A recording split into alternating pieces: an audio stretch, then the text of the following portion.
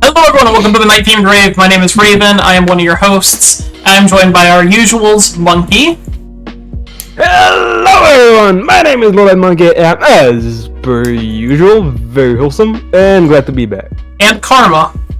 Welcome back everybody, I'm Erev Karma, the scuffed one of these podcasts. And today we are joined by three very special guests, OldManSilver. Hey everybody, I'm Silver. Nice to meet you. Yami7Ways, just call him Yami. Hello everybody, it's Yami here. And ZachyDoodles. Hey everybody, my name is ZachyDoodles. How are you guys doing tonight? Okay. Today's episode is going to be about making music and being an internet musician, I believe? Is that a correct term? Less, yeah. I don't know, what do you guys call yourselves? Just musicians? Yeah. Fair enough. I call myself a music producer. Yeah, basically. Myself that. old. That works too. That works too. Yeah, but Silver, you have an experience with music making that is pretty interesting, if I just to say the least. Mm-hmm. Yeah, I've been around. You really have, bit. and I heard you've told me some amazing stories. Yeah, I won't be repeating them on the stream while I'm... I don't expect you to. Don't worry. Yeah, so should we just jump straight into the questions, I guess? Sure. I feel like the first appropriate question would be my first question. How did you guys get started making music? We'll start off with OMS on this one. Oh god, that was a long while ago. Yeah, I'd imagine. I was at school. My mother was a pianist. And I was at school. And I used to make music. Mainly because I could hide away in a music room and make music. And not get in any hassle, not get in trouble. Nice. And I left school and then started playing music with different groups, bands. And it went on from there.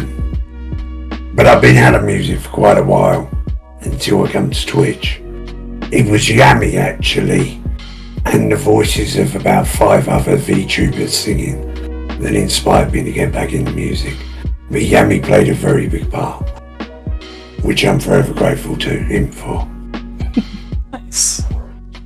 Just quick questions. What year did you start making music? And if you're okay saying it, how old are you now? I've never heard Silver's age, so I doubt he's gonna say. I'm old enough, let's put it that way. Fair enough. I'm really old. That's fine. Do you want to say how old you were when you started making music? 'Cause you said you were in school, but... About 15 Okay. when I started touring. When you started touring at 15? Really? Wow. Yeah, I left school and finished my exams. Got out. I was lucky about when I was born. And I was at home for about a month and I was playing with a few local bands. And then I went off and joined a few others and it just went from there. Nice. And what about you, Yami? As far as my music making, how I started to get into it, I guess it's somewhat similar to Silver's, although my mom was not a pianist. She does play piano a bit. However, that didn't really contribute to it. I've always loved music from, like, I think it was about 10, but as far as, like, what I do now, getting into DAW work, the best example I could probably give as to where it started was in band back in middle school, because we used to get these iPads that like had apps on them, like school iPads back in the day. And there was this little app called GarageBand on it, and I used to mess with it all the time. Because as soon as I saw it, I messed with it all the time. And that was probably my first DAW that I still use today, actually. Like, some God knows how many years later. So that was, I used to use that and the band room. And I used to play piano and like record sounds and then make music to those sounds as well. And then that was kind of how I got into creating songs, essentially. And I still use it. Really? So it Yeah. kind of stayed like a part of you because of it has some sort of importance, I imagine? Well, not really. It's mostly just it felt so easy. Because here's the deal: like it was a really easy DAW to use, but back in the day, I didn't know most of what it did. I just knew you could hit the notes, and I could play piano, so it didn't really matter. So I just played notes, record things, quantized, and worked on them.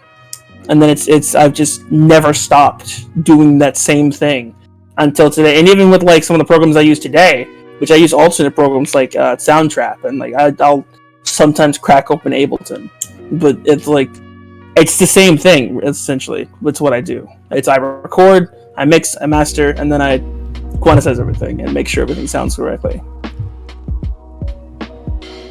Nice. And what about you, Zachy? Nah, I guess it's a little different from everybody else. My family has like no prior musical experience, and neither did I. Maybe except for like the short stint I played trombone back in middle school, my band class for like a year. But it all kind of started back in 2013 when a friend of mine introduced me to like EDM and whatnot, like, you know, dubstep, drum and bass and whatnot. And I got like really addicted to it. And after a while, I kind of just went like, you know what? I want to fucking make my own. And in 2014, when I was 16, my mother introduced me to this free DAW called LMMS, and with no music theory experience, nothing at all, I just went in there and just threw a whole bunch of random bullshit together, and just made, if you could call it music, just a whole bunch of random sounds. Like, wow, this is cool.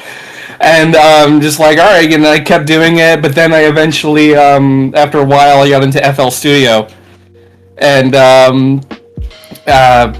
I just kind of started making tunes ever since. You know, between like drum and bass, chill out, garage, even a little bit of dubstep. But you know, anybody who says, "Oh, wow, dubstep is easy to make," can please go fuck themselves, because it's not. It really isn't. It's actually really hard, but that's a whole different story. But yeah, I've been making music since 2014 and kind of just been doing it like on and off ever since. Okay. Just to clarify, none of you went to college for this, right? Or anything similar? No. Nope. No. Okay. Monkey, I don't know what kind of questions you had written down. Does any of yours want to jump in? Sure, actually, the first question I had for all three of you is kind of related to Silver's voice. And Silver, if you don't want me to talk about your voice and why your voice sounds a little bit damaged, it's common knowledge. It doesn't bother me. My voice annoys me, but I know, that's why I'm asking. For those that are unaware, Silver's voice was damaged due to singing without basically practicing his voice beforehand for many years, if I'm correct. Didn't do vocal warm-ups. Yeah, he didn't do warm-ups for several years. Smoked cigars, and we lived the rock and roll lifestyle. And my question is this: how would you avoid like something like that to happen to your voice? Because Yami, I know you sing because you sang in both of the birthday videos I made for Nags. Mm-hmm. And Zachy, I don't know if you sing, but I sing for fun. I would love to be able to sing my own songs, but I don't really have the equipment. I feel that. So then, Yami and Silver, how would you? Well, I guess for you, since the question for Silver would more be like, how would you have avoided damaging your voice? And for Yami, how would you avoid it? For me, it was just, you know, we were wild, we were crazy, and we just were out having a good time. You know, that's how it was. I don't think I'd change anything, but I would definitely do warm-ups and warm down and more vocal exercises I would have done and stuff like that. But it was a product at the time. Is it really that damaging to your voice to sing without warming it up? Surprisingly, yes. It's essentially the same thing as swimming without stretching. Your vocal cords are basically a muscle. They're built the exact same way. So if you strain them, they start to not like you a lot, and then some portions of them start to tear up. Oh. And then your voice starts to come out incorrectly. They deteriorate over a period, and when you get older, it gets worse. Like, Very worse. The older. It's like any other muscle.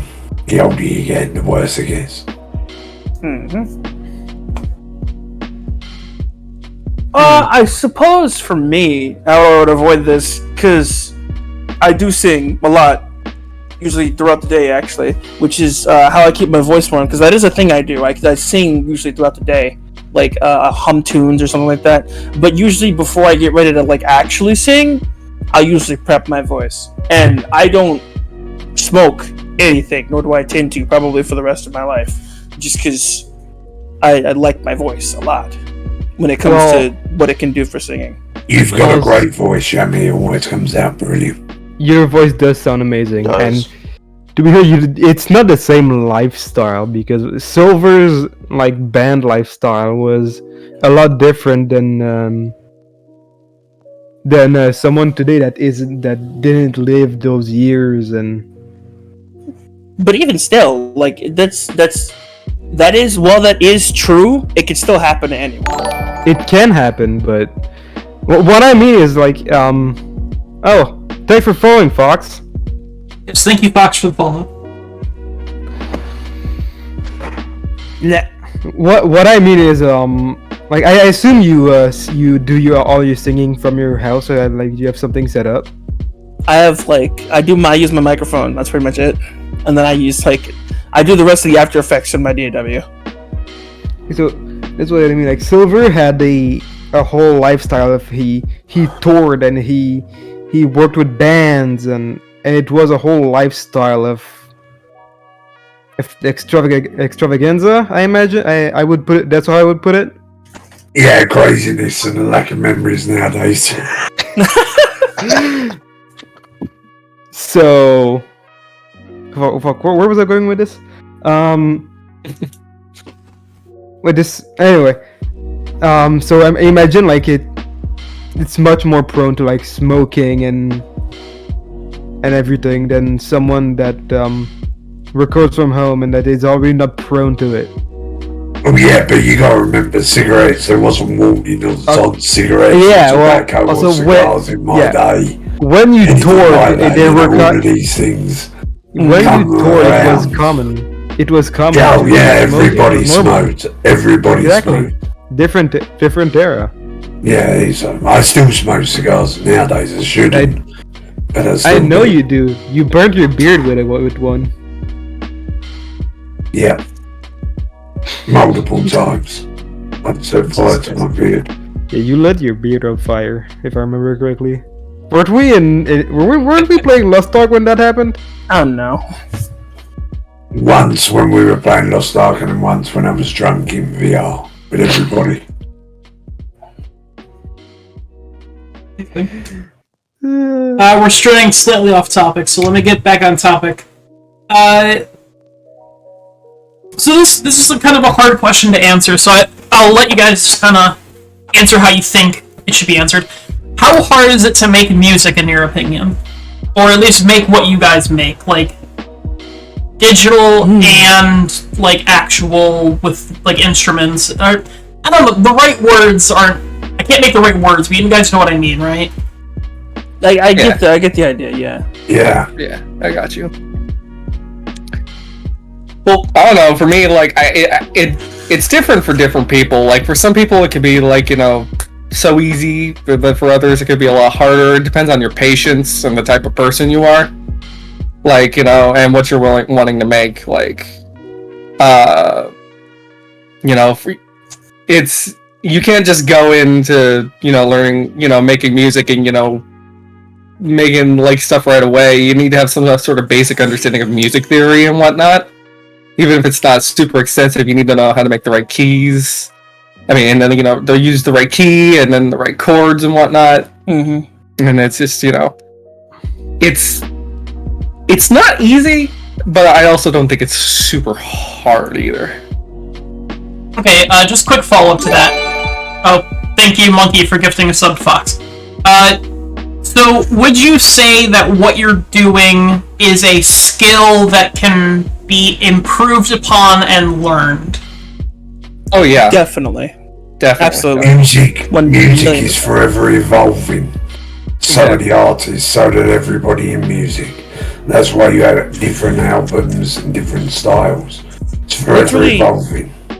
Every single day is a chance to make something that has never been heard before, and that is probably one of the best things about music that I love so much about it.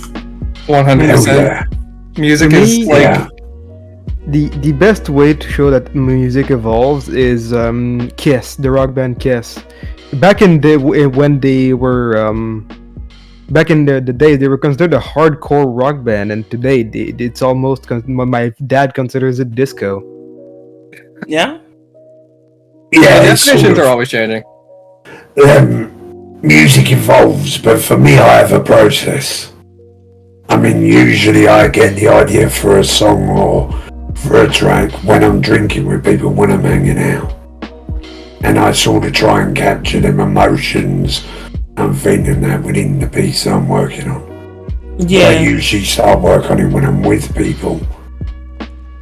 And I get a tune in my head and then I try and recreate that. I can relate to that. And then You go know, from Same there. actually. My music is very like emotional. Like if I'm like, I remember like back in 2016 when I was going through like a really rough time. All of my music was sad. I'm like, man, I'm just really sad. I'm gonna make some sad shit. Yeah. It really is. Music lets you express your emotions. Exactly. It really, Outside of like words. brings out, and that's the thing too, because like music can enhance your emotions too at the same Yeah. time. Because you can be feeling sad and listen to one of the songs you made when you're happier, and then you feel a little better, a little bit. So it really depends Yeah. on what type of music you make and how you feel and what the feelings are behind the music. You've only gotta Especially look with at like the films millions of and stuff. processes that happen. Films Yeah, and absolutely. stuff have to be. If there wasn't top quality music in a top blockbuster film, people wouldn't feel them emotions. The music triggers the emotions on a primal level, which Absolutely. then enhances what they're showing. And music is about putting your emotions down into note form, creating something to share them emotions and them experiences with others. That is with the soul of music. Absolutely.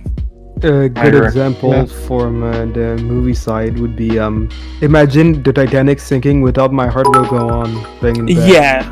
No, it would be I've never seen literally the half as Titanic. iconic. It would be Star half Wars as without iconic. the Star Wars theme tune. Yes. There's so many. Yeah. Exactly. Yeah. There's so many There's so examples. many. Because music does. That's why cinemas pay big orchestras and top conductors and stuff like that. Movie companies pay them to create these pieces to encapsulate the moment, to make sure that the audience connects with what they're seeing on the screen and listening to.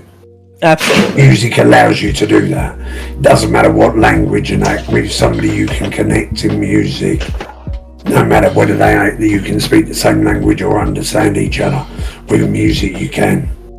Well, music is universal. It Yeah, doesn't matter crosses where you're from. boundaries. Yeah. Because it's like that's the thing. That's the best part about it too. Because usually, there are like certain languages where like you can't understand. Like say someone goes, it's like someone from England goes to China, they won't be able to understand Chinese. Anyone can understand a musical tone because it hits your ears the exact same way, and everybody knows what it means. And real quick, I just want to say thank you to Sponsor Man for the 10 bits, and he also wanted to ask, I believe, Zachy, he wanted to know emo music or jazz?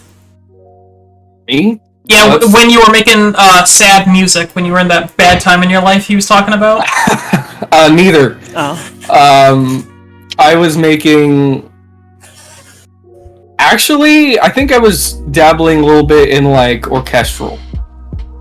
I was making like orchestral music. Well, actually, like electronic with orchestral elements. Like liquid drum and bass. I don't know if you guys are familiar with that genre, but I was making. But I was using a lot of like orchestral elements to like really convey the angst Yeah. I was feeling. So yeah, that made a lot of chill stuff. If for me, I think making music is my outlet for when I'm sad. Yeah. So that's why a lot of my music is, I guess, well, not all of it. I definitely have some happier tunes, but a good portion of my music is like emotional, I guess you could say. Yeah, any kind of art, not always is it intended to evoke or have emotion in it, but that usually is what ends up happening. Yeah. Yeah, I definitely. mean, what I can relate it to is I like writing. I write a lot. I really write in French, which is why most of my friends that speak English never hear of it. But when I write, and I tried a few times writing when I was not feeling particularly strong emotions, it does not work. I cannot do it. It's not. It doesn't come out good. It comes out disgusting, and I hate it. Yeah. That's me. I need to feel an emotion to write a text that I can reread and know that it's good because I've poured everything into it. Hey, Monkey, I'm sure we've all got pieces we've scrapped. I know I've scrapped plenty of tracks and songs. Yeah, I've scrapped many pieces. of There paper are, while like, writing so many sentences. God bless. I don't know how many tracks that I've not finished and just completely scrapped. Yeah. My iPad is literally full of them. I can scroll Would you down say the that's a rows. common theme to happen? Well, Yes. everyone that does art scraps. It really depends, cause like I guess it really depends on the mood. Cause here's the deal, like making music is something that doesn't happen. It really depends on the myriad of factors. You could have inspiration. You could make a song the first time and it sound fantastic. It'd be a banger, and you want to put it everywhere. And then sometimes you can go through like 15 song rewrites or 15 projects that you've made and trash every single one of them and not find the single sound that you like all day, and you can spend all day doing that.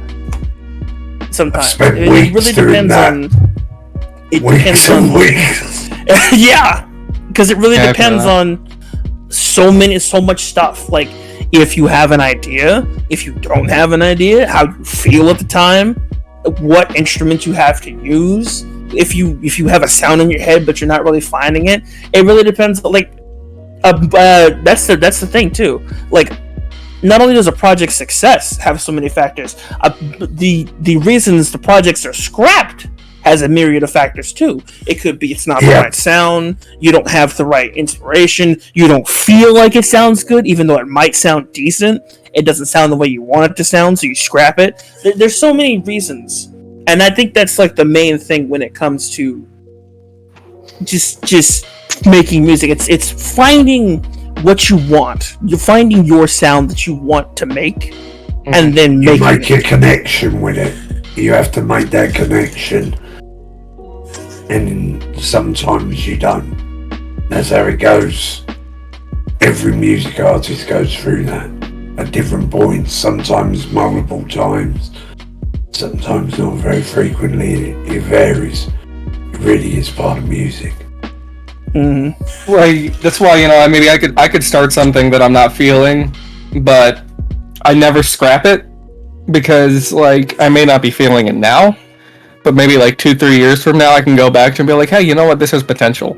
exactly. I don't delete it. I don't delete it. I don't think Yami does it. No, I'd never We keep delete it. everything. Absolutely. But- They're like it really is just something that, like, if you don't feel it right now, you just You you might put it feel aside. later.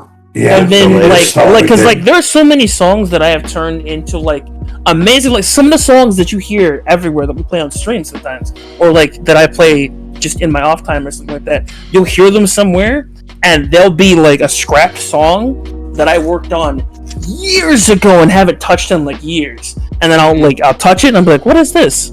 And then I'll hear something in it I like, and I'm like, I can make this work. And then you'll just hear more stuff for it. That's why you always like.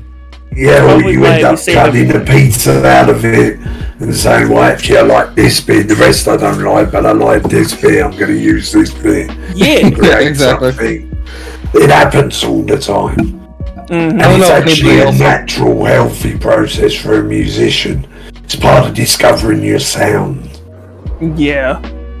I don't know if anybody else does this, but like sometimes when I go back to like old songs that I've released, I will go back to it. I'm like, you know what? I can make this better. So I take an old song that I've already released and then I make like a new version of it. Yeah. All the time. I like Well, I'm you actually doing that right now. it. I was doing that right before you guys called. I'm like, you know what? I have this song back from like the 2018. I'm like, I'm gonna fuck this up and make it better. All the fucking time. I do that stuff all the time. There's so many Remixes. There's so many remixes of like the same songs, and that's I think that's the thing. Like making these songs better is something that never stops happening. Even when you finish them and you release them, there's always something you'll see later on down the line that you can do better. If you don't do it, somebody else will see it as well and do it. That's the good thing about music. Exactly. Pass on generation. That's why you've got music now that have got snippets of 80s, 90s, 2000 music in them. On people's new artists, new tracks, they've sampled a bit and taken that and created something else from it. Music does, it just evolves of its own. Exactly. It's pretty Actually, a musician is always evolving. I've just been listening to a song and I'm like, I feel like this part right here could use something extra. Mm-hmm. Absolutely. I have this one song of mine that I started in 2014, and it's like always held a special place in my heart. And I have like 5-6 different versions of this song because like I keep listening to it and I'm just like, I can do better. And like I started it back in, like I said, I started back in 2014, and I think I just started a new version like 2 months ago. It's because I'm always changing. Like I just started making music back in 2014, and now I'm like so much more experienced. I'm like, this can sound so much better. It's just always evolving, always new versions, always mixing and polishing things up. I've been working on a Requiem track for myself for about 25 years. It was first recorded on cassette, then it's been remastered in the studio and brought back, and I've just had it updated now. I've never haven't finished it yet. It's a classical piece that is most probably beyond my capability of finishing it, but I still go back to it, and have done for 20 odd years, and I doubt I'll ever stop. I gotta say, I literally listen to almost every single one of my songs. But I guess when it comes to like hearing stuff extra, here's the thing about me. As someone who plays by ear, I hear what other people do, and I listen to their songs, and I hear something they do, and then I apply it to my music, and I look at how this would sound in my music, but then I twist it, and then make it my music, or make it my own, in a sense. And I can say, honestly, without a doubt, there are very few songs that I listen to and I don't think that they can't be improved or there's something missing from it. Because you can always add more. And I think that's my issue when it comes to making music. That's like my number one issue because I never see a stopping point where it comes to adding more. And so sometimes you'll hear like songs that have like 1,000,000 instruments in them. I remember I think I made a song one time that was legitimately too big for my DAW to handle because I had just so many instrument tracks in it. To the point where it literally was like, you cannot add more, we will break. So it is just something I look at and I'm like, there's always more melodies to be put into a song. Like if I were to put all the melodies into a song that I could think of off the top of my head right now, it would probably end up doing that exact same thing that one song did, where it would crash my DAW and tell me to go f*** myself because it's too big. Message from Hex in chat. I will say, scrapping or deleting music, is it bad? You should delete stuff for certain reasons. Some of them are because if you don't have a remix, and even if you like the idea, you can't use the remix because you don't have permission, or you like a small idea. But really, no other ideas can be made from it besides maybe a sample that could get repurposed for some other completely new song. Fair.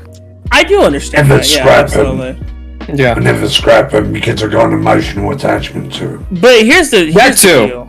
That too, absolutely. But here's the deal when it comes to like scrapping remixes of like songs that are copyright. I have like probably like about maybe 50 or some odd songs that I've made with like, or remixes I've made like of copyright material or using copyright material, and I still keep them to listen to in my off time.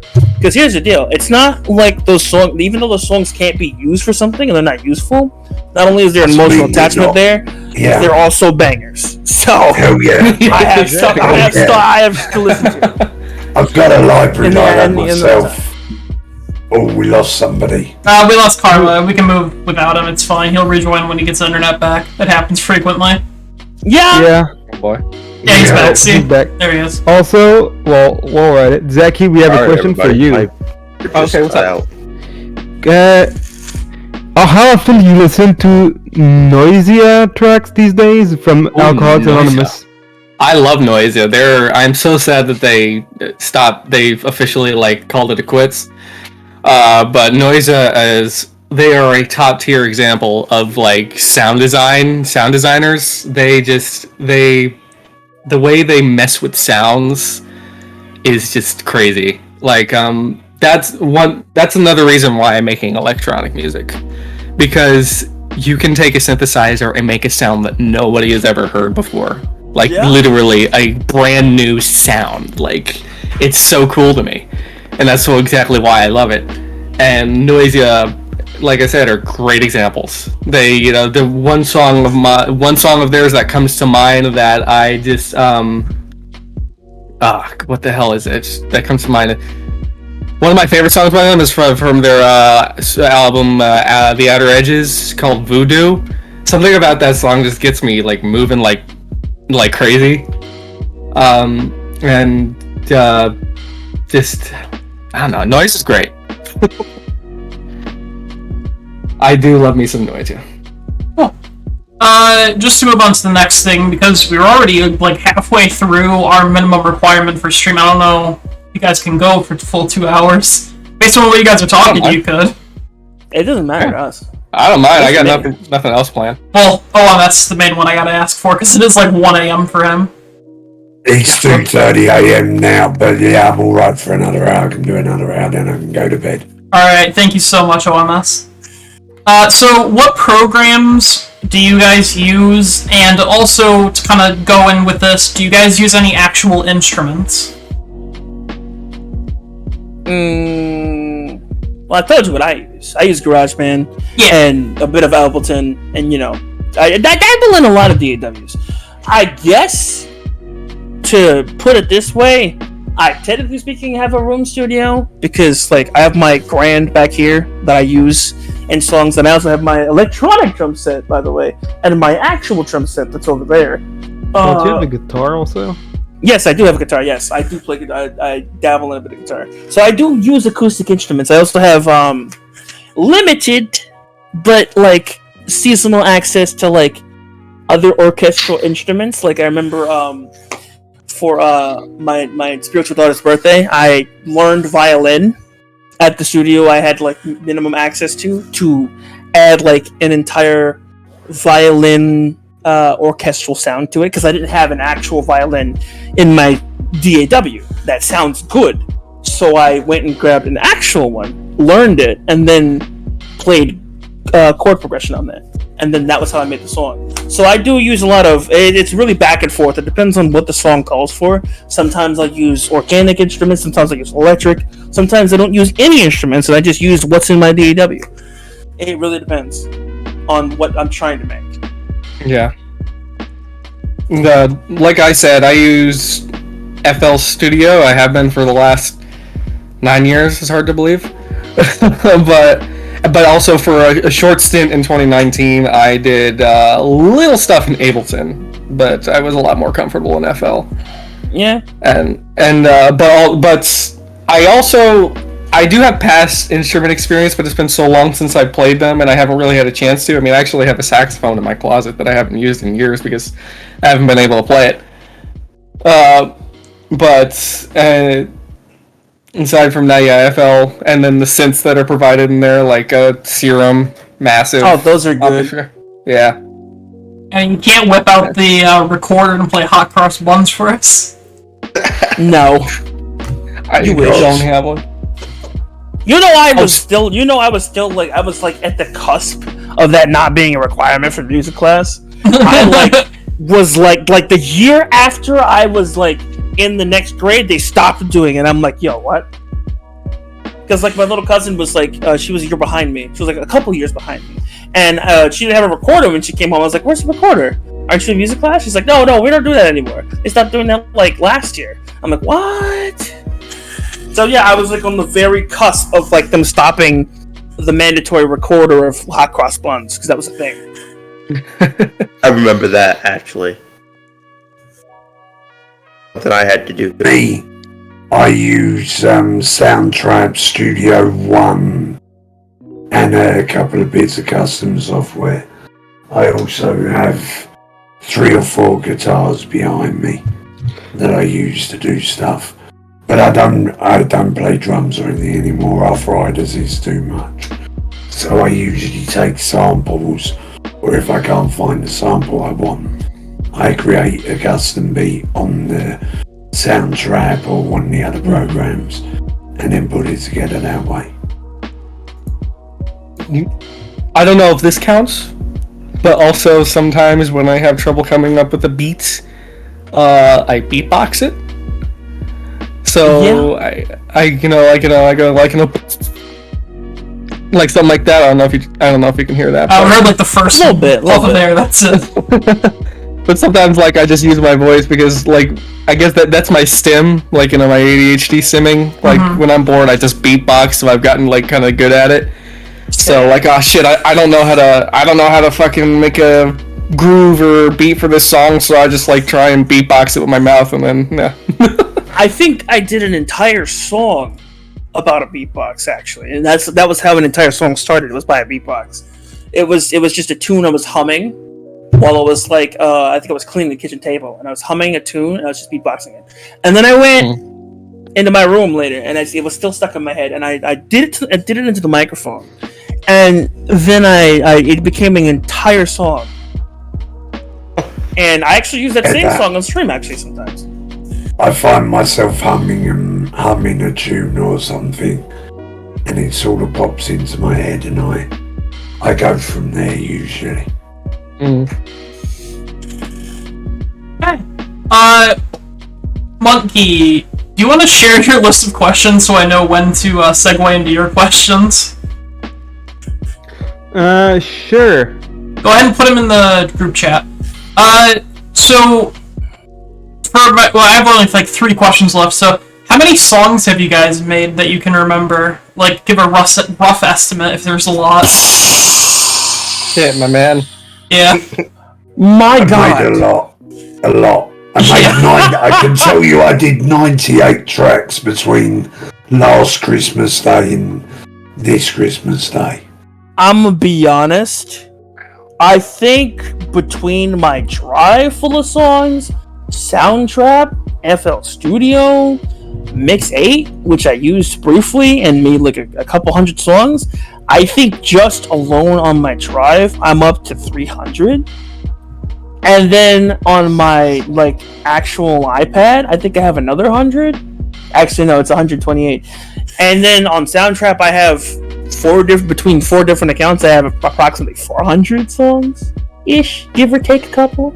Same, I've still got music on tape and CD, because then CDs I haven't bothered transferring, and occasionally I go through them and thing happens. I even have some lost songs too that I can't mess with anymore, and I have to import them as actual songs. So those exist too. So I'd say probably roughly about like maybe a rough estimate, maybe somewhere around the 800 like mark, possibly, maybe 1,000. I doubt it.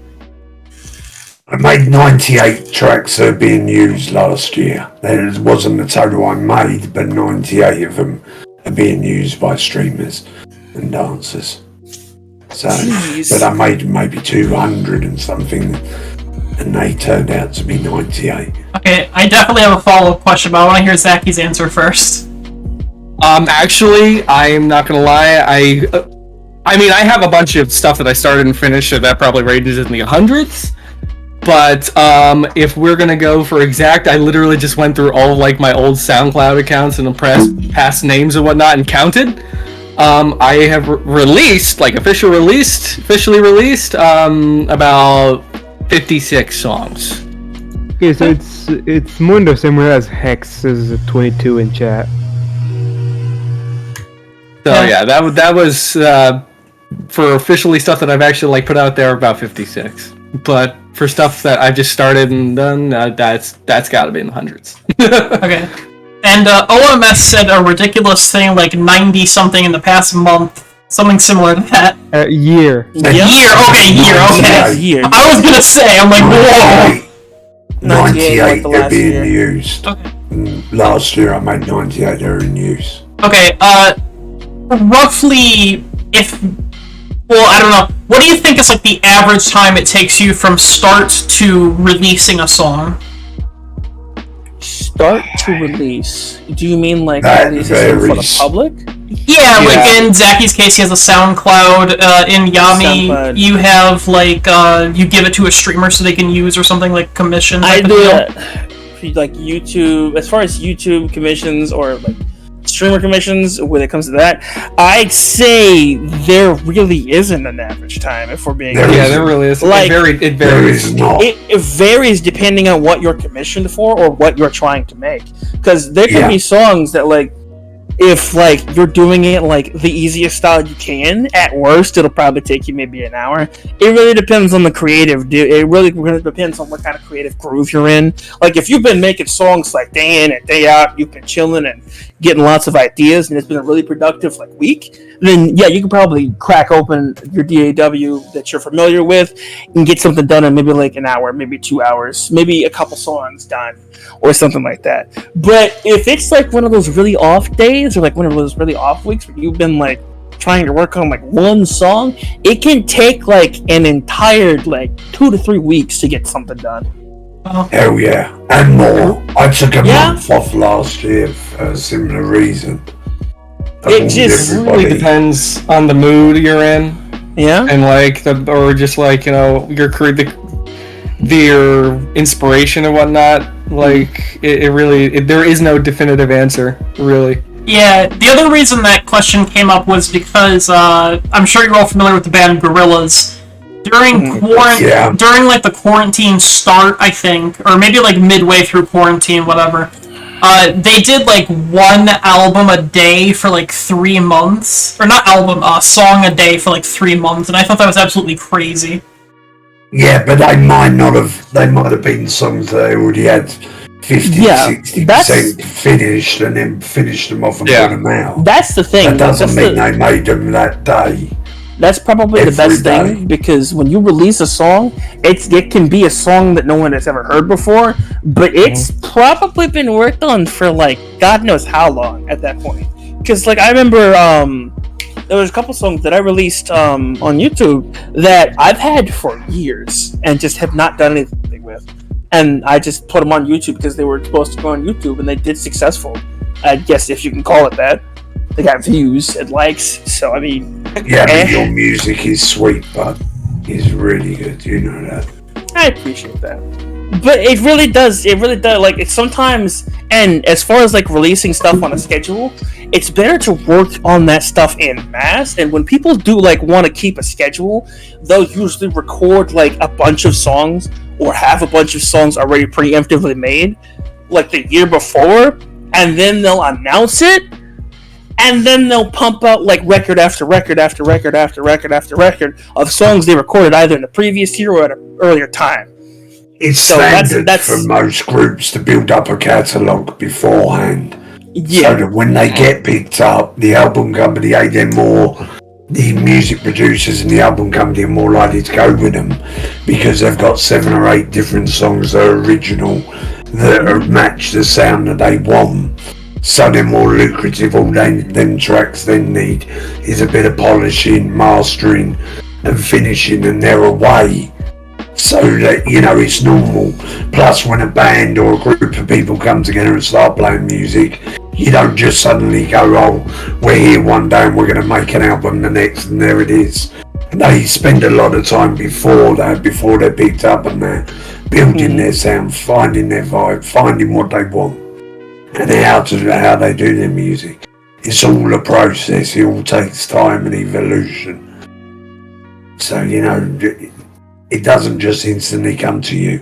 When you get more experience, you'll get a tune and you'll think, oh, I'm going to put that together. And it could take you 4 or 5 hours, or it could take you 4 or 5 weeks.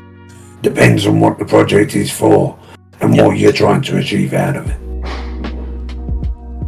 Yeah, that's truly how it is. And to be fair, I guess one thing I would have to say about, dang it, I lost my thought. No problem. But essentially, what happens usually with that is there's a lot of stuff that happens before you even know the song. Like there are albums that come out now that people are like, "Oh man, this is so good, this is so great, I want to get in contact with the artist." The artist is somewhere either chilling or making a song that's going to come out sometime next year, which is usually how it works. And that's like it's something you see a lot of people do in advance. Like they record this stuff in advance, get this stuff made, mixed, mastered, and everything like that, and then they have it sit there for like an entire year. And if they think of anything that can be added to it over the course of that year, they'll revisit it, they'll have it made, they'll have it fixed up, and then redone, remixed, remastered, and then they'll have it out. It's like sometime later. And before it ever sees the light of day, it'll probably have like God knows how many script rewrites, God knows how many remixes, God knows how many remakes of this song before it has reached the sound that everyone finds is standard and really good, and that everyone is satisfied with. Just because music is really meticulous. Been heard by 100 ears in that process as well. Yeah. The people listen to it and they've said, "Oh, don't like this bit," or "that doesn't quite fit with the image or the style," or whatever it is. Don Goobs asks, what is the most difficult commission request you've gotten? Well, I have never done music commissions. I'm not opposed to them. I've just never really done them because for me, music is more of a just like A hobby. I like, well, sort of like I love making music, and I would definitely love to make a career out of it. But it's just for me, it's just like am I in the mood to make music? Am I inspired? Like for me, music is just fun. I don't do it for an audience. I do it for me. You know. Yeah. So, but like I'm not opposed to the idea. Personal. Exactly. It always starts out personal. Absolutely. I'd say probably the hardest commission for me was, I think, probably Team Epics, because they wanted something that I've never done before, which was like medieval kind of like epic type of style. Oh yeah, for those of you who don't know, that is a D&D live stream channel ran by And it was very Archlord. impressive. Yeah, it's Absolutely. really impressive what Yami came up with. So that song took, I think, forever, actually, because they had like I started that song like 3 months before they were set to debut and start, and those like 2 of those months were just working on like the first draft, which immediately got scrapped after they heard it because it was not good.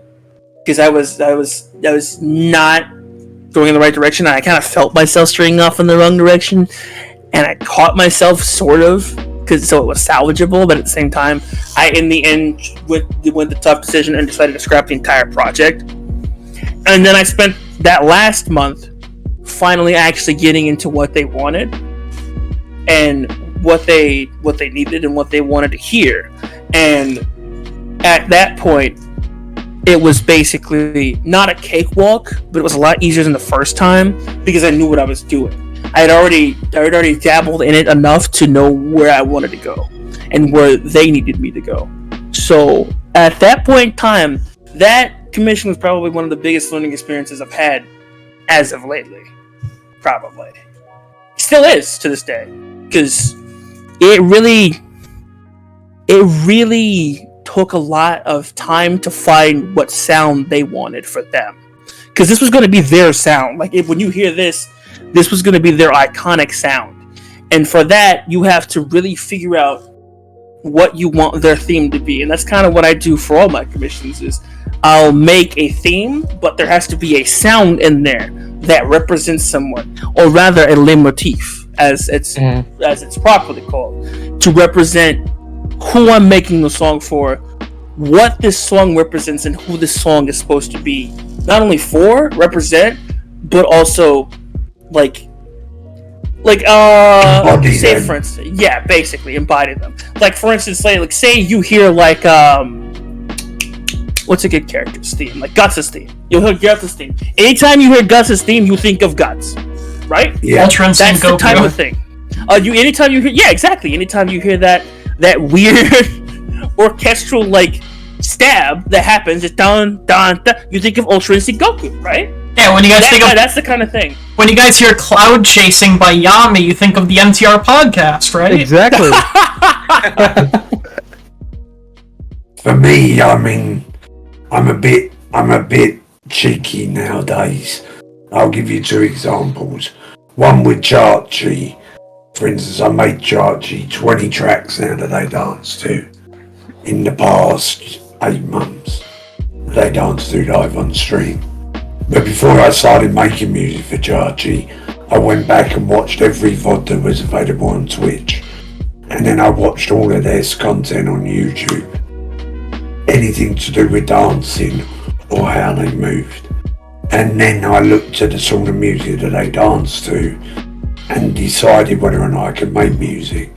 And then I went to them and said, look, I'm happy to take this on and I'll support you and make it. And because they were dancing to it, it had to be music that they felt comfortable to make their feet tap, that also allowed them the movement in VR because it is restricted and stuff like that. So I deliberately made the music tailor-made to match what they needed and their style. But with a normal streamer for a BGM, I try and focus on what that streamer's about and try and encapsulate a bit of them into it. You know, if they're fun, they giggle a lot, I try and make it lively, upbeat, jolly. If they want something else, and I also speak to them and say, what is it you want? What music? Do you have any examples of what you would like? Things you listen to and that, because they've got to listen to it as well. And they end up listening to the music quite a bit. So I try to do the same. It's a similar process to Yami's. Mm-hmm. You know,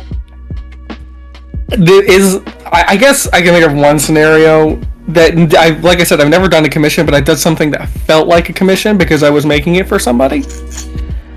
Back in 2014, I had the absolute pleasure of meeting my heroes, my favorite band of all time, and will always be Linkin Park. And back in 2014, my sister bought us VIP tickets to go see the band in Tampa, in Florida. And we actually got to meet the lead singer, Chester. And I told him, like, hey Chester, I love your music. I've been listening to your music for years, since I was little. And he wanted to hear the song, so he gave me his personal email. And like I said, I started making music in 2014, so I'm like, oh my god, if I'm gonna send a song to Chester Bennington, the lead singer of Linkin Park, I gotta make this shit sound good. And I had worked on it on and off for like years, like on my, because if I was gonna send it, I wanted it to sound perfect. And I never got the chance to, because unfortunately he, I know that. Yeah, he unfortunately did what he did in 2017.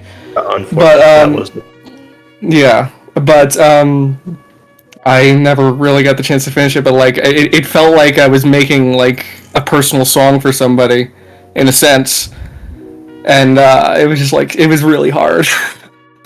Because I imagine after that, especially the pressure of that high profile of a person.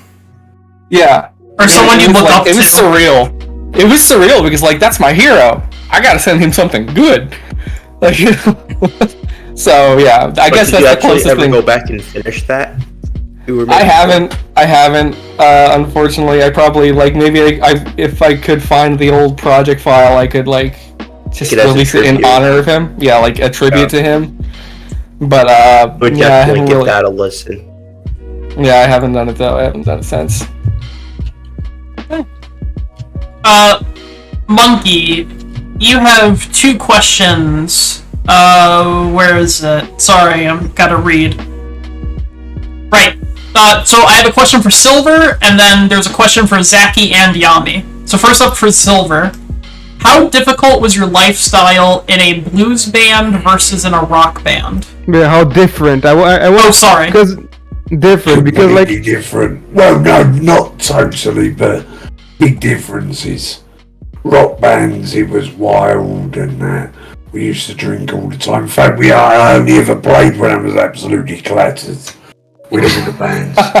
We literally spent all our time drinking and on the road in a small tour bus, hanging out, and everything was done with booze and cigarettes and to excess. Whereas blues, yeah, you do drink and you do play, but it's a lot slower style. But it's also really cool because blues bands and stuff, you do a lot more jamming. You'll be sitting in the evening and somebody will pick up an instrument and then somebody else will pick up another one and you'll all sit there and play. You don't do that so much in a rock band. You know, only if like the lead singer or the bass guitarist or something comes up to you and says, oh look, we've got these lyrics, can you help us put this together? And then you'll pick up an instrument and do it like that. But with blues and jazz, it's more natural. You all sit around and you feel like you want to do it. And you'll be sitting around a campfire or something and somebody will pick up an instrument. And then the next person will and so on, and then somebody will start singing. And before you know it, you've got something. That was a very good answer, thank you. Hope that answers your question. I think so. yeah, Monkey, does it answer the question? Yeah, okay. Yeah, pretty much, yeah. And then, to Yami and Zachy, would you guys want a professional career like what Silver had for many years? I wouldn't mind it. Like, for right now, I'm actually more, like I said, I'm a little more focused on my art career. But then music is just kind of like a little side thing. Even though, I mean, like, I still love doing it. I'm not saying, like, I love it less than my art, but it's just like,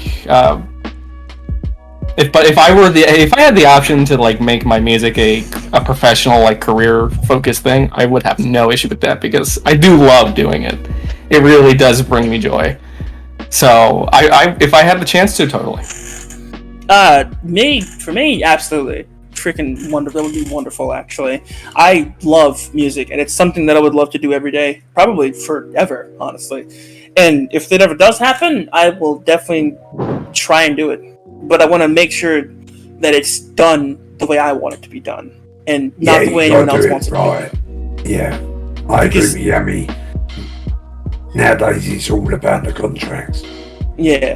And see, what I want to do in terms. Oh, sorry. Did you want to? No, I was just gonna say that I don't want anybody to rush me. I don't want anybody to try and push something out because they think it'll make something, or try and change my sound to fit some type of generation. Music, yeah, no, because this is my music. That's the same reason I'm making music again now, and that's what inspired me with Yami, because that's how I got back into it. I had about 10 years out, and it was exactly that Yami had the freedom to make the music that he wanted to make. And people had the choice whether they wanted to listen to it or not.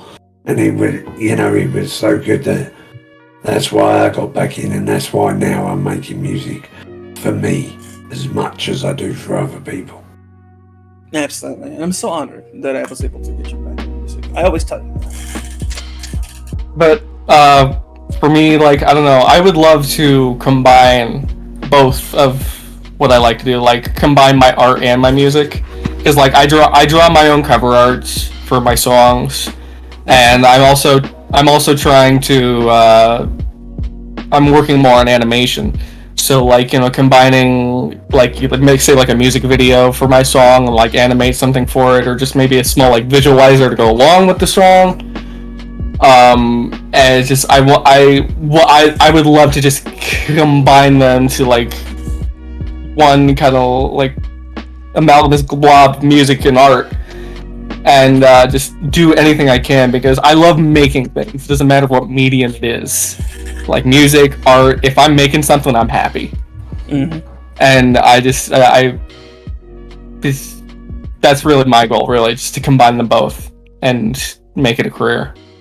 My advice is keep working on it, keep working towards the dream. Oh yeah, of Never course. stop. Of course. Do not stop for any reason ever. Yeah, I was gonna say, when you mentioned that, the first thought that popped in my head was the YouTube channel Worthy Kids. He did the, I forget what it's called, like the burger, Happy Time Burger, whatever. But he also makes like music videos of his own music that he's made. And he has definitely made success doing that. And that definitely seems like a very fun line of work. Nowadays, you've got the best availability to make your own music the only way you want, and pick up people that like it, followers, and get support. You've got all these mediums available to you. YouTube, Twitch, all these software, Soundtrap, Sound One, all these studio applications, everything else.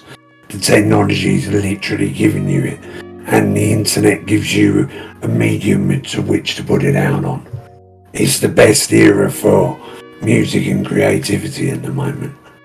Which it was harder when you started because you needed to be discovered by someone that was Yeah, interested, I imagine.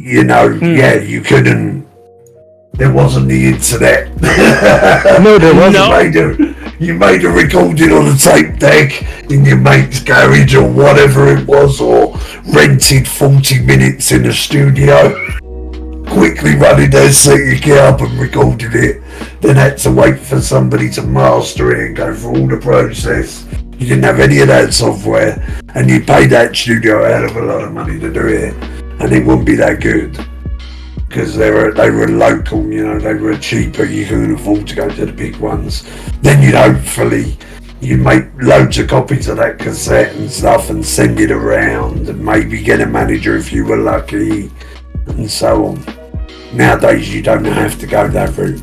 You can literally make it and put it out there. And with Spotify, all the ones, SoundCloud, all of these, it's the best for that. And Twitch is a brilliant boiling pot. Snippets out on talent. What, Karma? You cut out. I said put little snippets of it out on YouTube and TikTok. Yeah, you could. Yeah. Okay. Next question is Monkey's question here. I don't know if we already answered this. If we did, tell me. What is the most stressful part of making music? Art, writer's block. Yeah. Yeah, that just goes with anything art related. Wanting to make it. I'm Back in totally 2019. Is the worst. I have a good That's example for writer's block. I'm not gonna mention the name because I don't know if that person is gonna watch this VOD. But Silver's been making a song for someone, and he came up to me and told me, "This person is a walking contradiction. How do I write something?" Yeah, they are a contradiction in music terms and in personality. I love them to bits, but I'm having real trouble with that. There are Writer's just block certain sucks, things, I made other tracks, I'm not blocked, it's just when it comes to that person, they're not very easy to sum up in a words. musical piece that will make sense. I had a really bad writer's block stint from 2019 to literally last year. I didn't make any music from 2020 to 2021. And I just no matter what I tried to make, I felt no inspiration. Anything I started, I was stopped working on for the next 30 minutes. But I finally got over that last year, and I released 4 songs last year, 3 songs. And it's just sometimes just the inspiration is not there, and that can happen for God knows how long. It really sucks because you want to make shit. But you can't. It's oh my god, this sucks, dude. It's terrible. It is the worst, honestly. There are so many days when you just go through And this kind of goes a bit back to what we were saying earlier with like how long a song takes. If you ever get in that position to where you have music block, but you can't, but you want to make something, and especially if it's for someone, that's always the worst, probably, because you want to make something for someone, but when it comes to it, it's just you can't. Nothing comes to mind. It doesn't work. There's no music in your head. There's no theme or anything like that. It doesn't work. But I think it's the worst when you can't make anything, because that's probably terrible. Because like at least like with sometimes where it's like for a person, it's just that song where it comes to that you can't make anything for it. There's sometimes when you can't make anything, and nothing works. And I think that's probably got to be the most fickle mistress. That's got to be the most hair-pulling thing about music ever, is that it is so spontaneous. And the worst part about it is sometimes you'll have that like one spark that happens, and it'll happen every now and then.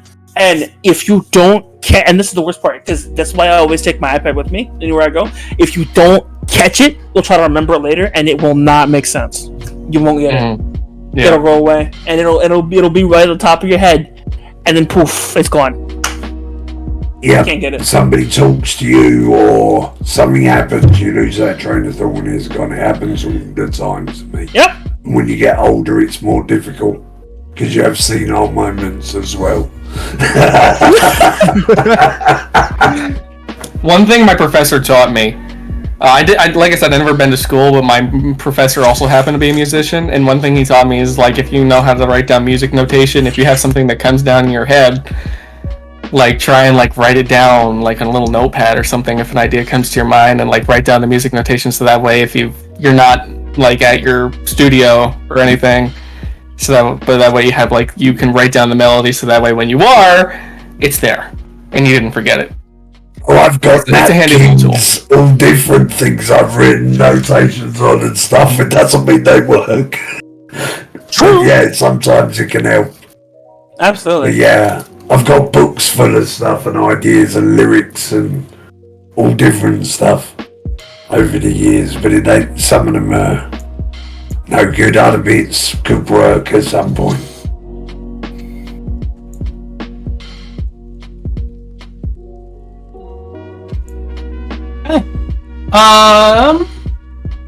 So I know Zachy. Well, actually, never mind. Yeah. What genres do you guys find easiest and hardest to make? Or is that not applicable? I think it is. I mean, like, we've all tried making certain things. I mean, we're not going to make everything, but like I said, like I said earlier,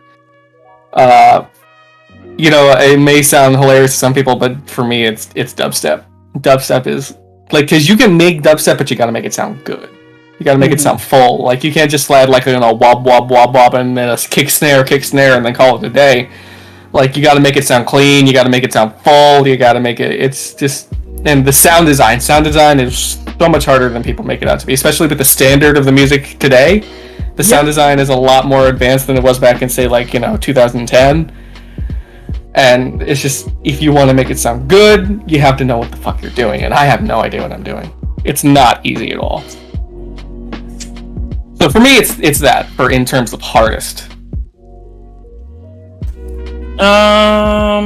As far as the hardest to easiest, I'd say, well, it really depends. Because as someone who plays by ear, again, and this is not me bragging or anything. It's just, this is how it works from an ADHD standpoint. Because with ADHD, I remember things a lot better. So I remember certain things that I want to remember. It's selective memory.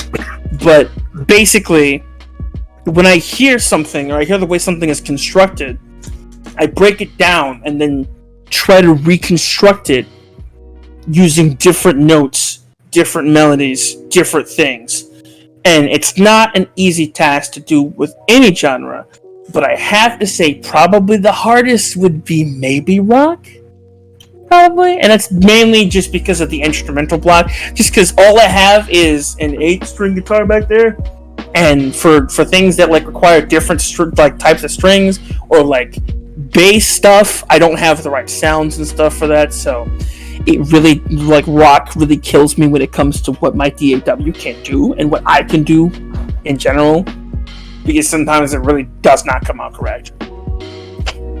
As far as the easiest, I'd say probably trap, just because I feel like that's really just. It really is the easiest for me. It is actually pretty easy. It's literally you. Legitimately, depending on what kind of trap you make, if you're just trying to make like the standard and I hate to be rude with this, beat to like rap to. The basic jazz beat for the rap to, it's literally just you do nice kick, nice snare, and then a sub bass. I can't speak. A sub bass, and then make it sound pretty. That's pretty much it. And then maybe add like a small little sound up top. Not to say that's bad. Not to say that's bad, because some of those songs really sound good, and some of those songs have moments in them where they branch off from normal, monotonous stuff like that. Trap is by no means a easy genre to make, though. It is. I feel like if you have a general understanding of any music, you can make it. And I feel like that's any genre in general, because if you have any understanding of musical notes, you can make pretty much anything, depending on if you're given enough time. But of course, like, there are going to be some things that like anybody can do, and some things that very few people can do. It depends on what your specialty is and what kind of person you are, and how your mind works is a big factor on what you can make and what you can't make. Especially especially when like you put limits on certain things, because there are certain things that people will not do just because it mentally either trains them, it mentally blocks them, or it mentally makes it so they can't do anything when it comes to this specific thing. So they'll just stay away from it entirely and just classify it as I can't do that. And that's fair. And that is an entirely valid stance, because there are some times where that is the case. I don't know if any of us are like that. I have no idea. Because I know for me, I don't usually try to wall off anything when it comes to making music, because I try to do everything. Well, I imagine some... I agree with Yami there. I imagine some people prefer to stay in their comfort zone, just like anything. I think that's the thing. On how you got into music and what you're doing. I mean, for me, making rock music is my comfort zone. I like to pick up a guitar when I'm having a drink, and before I know it, I'm playing a bass, and I'm always go to rock. That's like my comfort, my wheelhouse. But I try to challenge myself all the time. I found K-pop a little bit difficult, and mainly because of trying to sync it up to singers and their style and fit what they want to get out of it. Jazz can be awkward. Sometimes I don't know whether you got a lot of experience with jazz, but tracks can go on for 10-20 minutes. Sometimes the problems ain't doing none of them. Especially if it's like ad-lib jazz. It's my favorite type to like listen to and make, because you just get to go ham and it's just whatever. It really is anything goes as long as it's in key. Really? That's it. So Jazz actually is crazy. I've actually tried making jazz and you can weird time signatures. It depends. It depends on what type of jazz you're making. Because if it's just the classic stuff you hear, like the Shayla Ritz bars and stuff like that, it's usually 4/4. It's usually nice and smooth and real. But if it comes to like live performances, or even stuff like, let's say like ad-lib jazz, like ad-lib jazz tracks and stuff like that, it can go on for as long as the musician wants, and as long as they got inspiration, because it happens on the spot, and they just keep going. And I've done that before. I've made a track like that, and it is like somewhere sealed in the millions of other tracks I've made. I'm with you there, brother. Yeah, definitely. There are certain types of music that we'll find easier than others, but I don't think you should wall yourself off to any time. I think the more exposure you get to more different styles of music, the more you learn yourself as an artist. Yeah. I don't think I answered what the easiest one is for me. I mean, I guess it's because like it's the genre that makes. I don't know if it's a genre, but it's like a type of music. I like making more chilled and like ambient stuff because it makes me feel content. It's like my comfort music, so I like to make it myself. Mm-hmm. Like I said, like liquid drum and bass, future garage, however you want to pronounce it, and what else? Like chill out ambient stuff. It's just it's easy because you put on a bass, a nice little chord progression with some pads and like a bunch of reverb, and it's nice. It's very fun. It gives you a chance to express my like more emotional side, I guess. Because it's just more chill stuff. Like Liquid D&B is actually a personal favorite right now to make. So yeah. You guys spoke of like a time where you stopped making music. What was the harder to get back into when you got back to making music? Are you asking what the hardest part of getting back into music was? Yeah. For me, I lost love with music. Probably for me, it was muscle memory, most likely. Just because there's a lot of things that you can do when you're making music consistently that you can't do when you come back from it. One of the things is like, I guess chord progressions don't make sense. Especially when you're like working with DAWs. But a lot of the technical stuff like kind of fades away in your mind. That's the thing too. Like with DAWs, there's a lot of technical stuff that doesn't really relate to music that you have to know when making music. Because it really helps you create the sounds you want to create, like faders and reverb and delays and stuff like that, or echoes and stuff and effects. Yeah, I'm with you there. So it's a lot of stuff that you can forget. So it's like riding a bike. It's like you have to get back to. It's like, what does this button do again? It's that kind of thing. So, that was probably like because there was a period where I did like blank out like what I wasn't able to make music just because I didn't have any software to work with or a computer that was strong enough to handle said software. So during that time when I came back to having software and being able to make music, I was like, what do these buttons do again? So it's a thing to where It really does. There's a lot of technical stuff that happens behind the scenes that no one knows about, but it really does require not only like muscle memory, but just like remembrance in general. Because like, if you forget what something does and then you apply it, and you like post it out and then you hear it, it will not sound correct if you don't know what you did. And that's the worst part, especially when you don't know, especially when you make something and then you add something and then like 50 million sounds later, you don't know what the f is making that weird noise that sounds a little bit off. Because I've done that before. I've like accidentally hit a note. Because here's the thing. So here's a little technical thing for you. A little technical example here. So GarageBand with their drum loops, if you're on an electronic one, if you go down a low enough octave, it starts turning into bass notes.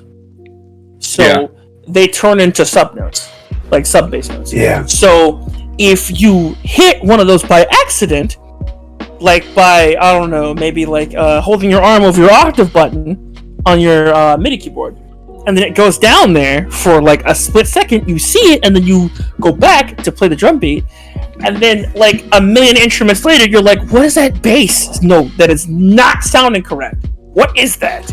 And then you're like searching through your entire list of like 40 something plus instruments to find out what that one bass note is, only to remember that you hit one random note on the bass drum on the beat at the very beginning of the song, which you should have And he taken care of, but you were repeated like, over nah, and it doesn't over work. again. It's like, nah, it's fine, it works. And then later on, you're like, huh, I forgot that was there. Sounds like a common problem for you. I wouldn't say Happens to common, us all. but it has happened Yeah. more than once. It's a I'll be real. bitch. Excuse my language. It's a bitch. It's when a it bitch. happens, and sometimes Yeah. you just leave it. Sometimes it really is just like, this is too small of a mistake to correct it right now. I'll do it later, and then you forget to do it, and then you listen to the song, and it doesn't make sense. And you're like, what is that note that keeps happening here? And then you'll check the note progression, and the note's not there on the bass, but it's there on the drum set, which shouldn't make sense in the first place. Because how is there a note on the drum? I'm getting off topic. Anyways. Good night, Mystic Ray. You know, it's the musical equivalent for like us artists when you digital artists really, when you see a random dot but you have like so many layers and like what the fuck, what layer is it on? Yeah. Where is that? So, Where is that? How do I get rid of it? Which one is it? Why is it there? but for You're me, not tearing your 95% there, and then you hear it, and you're like, oh, You're like, oh, you gotta be kidding me. Where? and then you have to go back over everything you've done until you find that note. Yeah. yeah. For me though, all of you. for me, when I started to get back into it, what made me get into that rut in the first place was, well, for one, just I wasn't happy with any melody I made. It sounded too boring to, okay, 4 chords and repeat. But also mixing. If you want to mix properly, there's so many components like compression, EQing. You try not to make your mix sound muddy, widening it, all that fun stuff. And mixing is just, I think, like anytime I was making something, I just wasn't happy with the mix down, and I was really focused on making it sound better, and I just kept running into this wall. I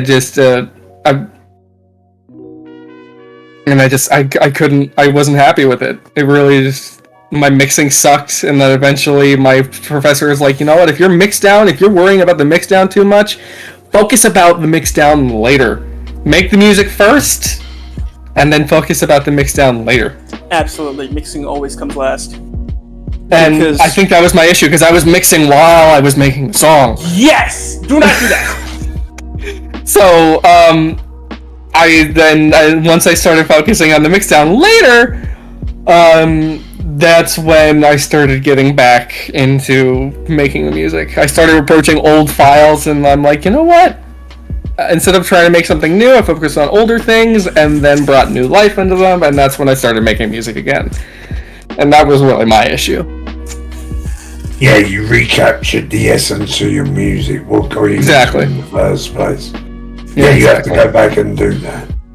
I mean, I fell out with music for a different reason, because I was making music for studios and stuff, and I had to make it sound the way they wanted it to and stuff, but it wasn't really music for me, and I decided at that point I was going to step away.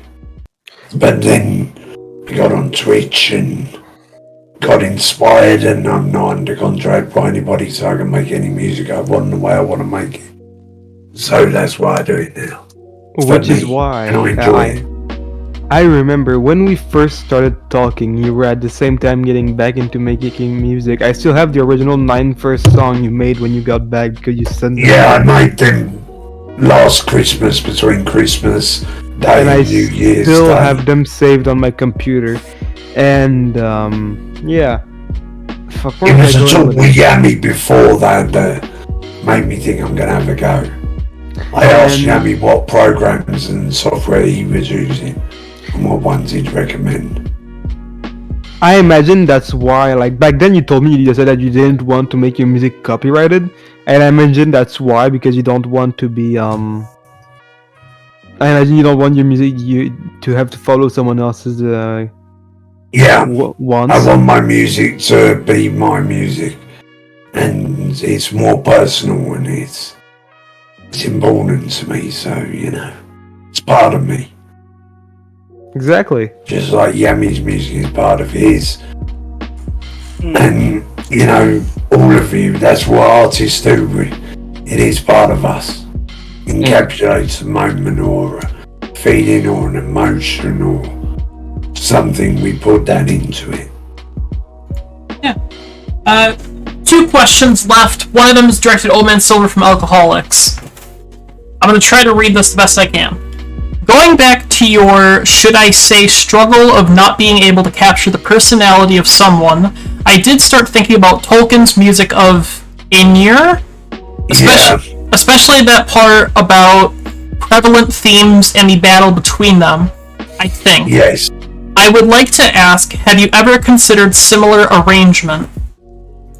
Well, I'm working on a piece, I mentioned it earlier. I keep changing its name when I update it. And let me look in my, hold on, I've got it in here. I'm calling it my music opus vita at the moment. But I've been working on that a long while and I keep rearranging it, keep tearing the arrangements out and putting other ones in. And yeah, I've been working on that 20, 30 years, maybe longer than that. Wow. It's a classical piece. You know what that story makes me think about, which is totally not. It makes me think of the story of the Hope Diamond. It was a diamond that was gifted to the crown of England, and the king that received it kept on chipping on it to make it because he wanted it to be perfect. Yeah, there's pieces. That piece is, I don't even know what it's for, but I've been working on it a long while. Alright, It's very important. Yeah, last question for you all, and then I just want you guys to all give yourself shout-outs after this. So this kind of, well, I'm just gonna ask it. Do you guys do commissions, or are you willing to do commissions? I do commissions, yes. I mean, there's a proof that you do commissions in our intro, so. I do commissions. I'm still asking it. Chaser by Yami7Ways. I'm asking it for the people who maybe perhaps want to get their services in the future. Yeah, I do commissions, but I don't usually charge for them. I do them usually for other friends and stuff that I know. Like I said, I haven't done commissions, but I am more than happy to do them. Okay. I just want to put this out there, though. I literally only charge because people would yell at me and send me money if I didn't. Yes. And it would be more. It would be more money than what I would actually try and charge them for. That's happened. That's why I do. That's why I do prices. Because if not, people will send me like $100 for like a $75 song. I'm like, this is not worth all that. Yeah. I don't charge because I don't want to go through the hassle of setting up a PayPal account and doing all of that stuff. It's another thing that I've got stress and worry about. Yeah. Fair. That's very fair. Yeah, I understand that. But I gotta get that hustle. I don't know about hustle, dog. Yeah, neither do I. But, alright, that is going to be pretty much the end of the podcast. I just want you guys to give yourself shout-outs. Where can they find you, and do you have anything coming up that people can look forward to? We'll start with OMS. Hey everybody, I'm OldManSilver or OMS. Check me out on Twitch. I stream Monday, usually so Thursday and Friday. I do a podcast as well, which the NTR guys will be on tomorrow night, Shooting in the Breeze, with ZachyVT. Yes, and if you guys stick around, we will be rating Zachy. Oh, I guess it's my turn. Yeah, Yami. Well, Yami7Ways. I stream pretty much every weekday on Twitch. Here on Twitch at either 1 p.m. EST or 4 p.m. EST. Or 4:30 p.m. Sorry, depending on what days I have. because I usually am busy sometimes during the weekdays. But you can also find me on YouTube. I have a YouTube channel where I put most of my music and stuff like that. I guess as far as things you can look forward to, this was initially a secret, but I guess I can tell it. I am at some point in time in the future, probably by the end of this month, trying to release an EP.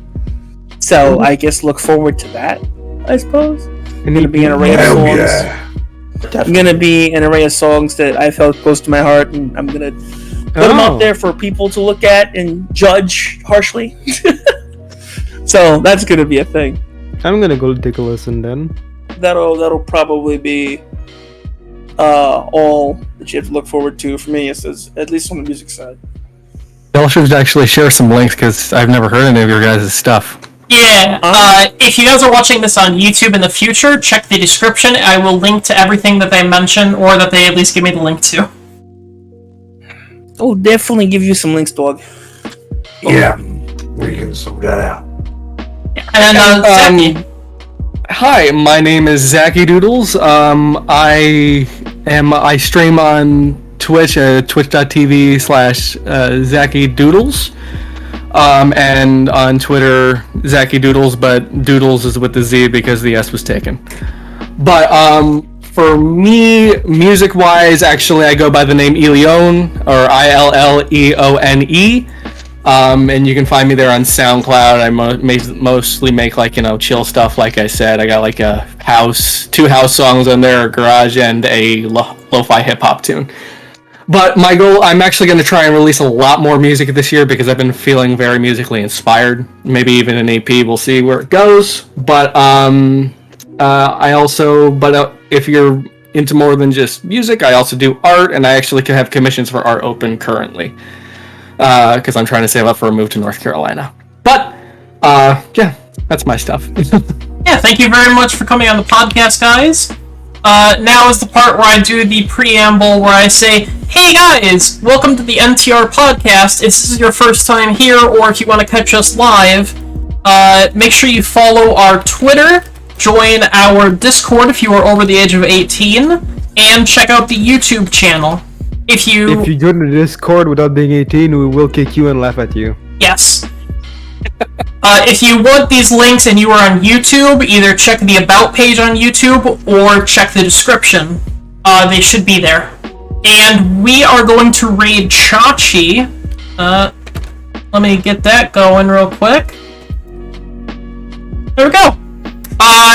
The NightThemedRave that'd be me, Karma, and Monkey, will be on the podcast tomorrow. Excuse me, what was the name one more time? Shooting the Breeze. Shooting the Breeze, thank you very much. Sorry, this is the first time I've actually heard you guys even have a podcast. Thanks, Monkey. No problem. Yeah, so you guys check that out. If you have a subscription, use the raid message that Monkey just put in there, NTR raid, as well as the raid emote and the heart emote. And if you don't, just say NTR raid, please. Have a good day, everyone. Good boy. Give us your money. Bye. Good boy.